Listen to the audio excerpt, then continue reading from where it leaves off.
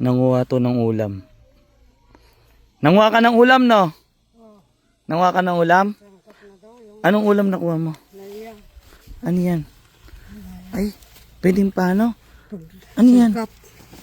Luya. Luya. Pansakap doon sa isda? Ayos yan. Nagdala akong isda rito eh. Nasa,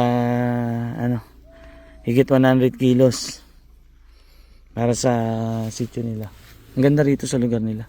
Kumuha pala siya ng luya. Akala ko kumuha ng pangulam. Ang ganda rito. Ito ang sityo Balatong. Dito sa may likod ng bundok na yan.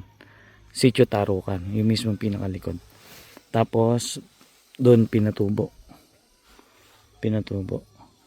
Tapos doon sa may likod pa ng yung pangalawang bundok na yon, Sambales na yan.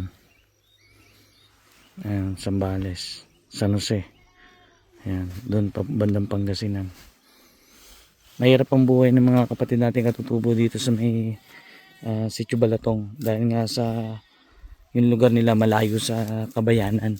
Kaya umaasa sila, pagdating ng tagulan, umaasa sila sa mga pagkain na nakukuha lang sa gubat, mga root crops, baboy ramo, saka mga labuyong manok. Malayo sa kanila, hindi sila makapanghuli. Then masyadong malayo, kailangan din tumawid sa ilog.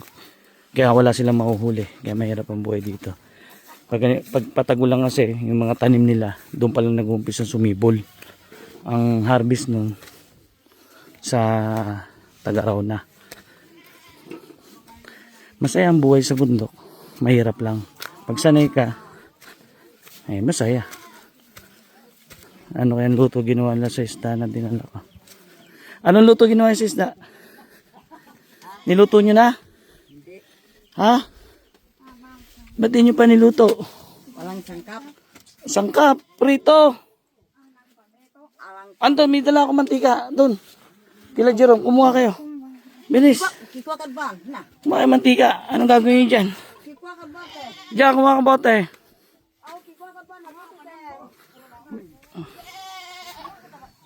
Kumuha ka mantika. Pabigyan nga mantika yan. Lalagyan, kuha ka lalagyan. Hindi maluluto isda nyo. Ayan, ganyan siya. Konti lang naman ng bahay dito. Yung iba wala rito, nag-uuling sa kabayanan. Bandang baba na. Marami rin naman akong dinalang mantika eh. Sin, mga sangkap. Kasi alangan silang sangkap eh. Ayan o, karpa, pinirito na. Karpa yan ah. Mura nila.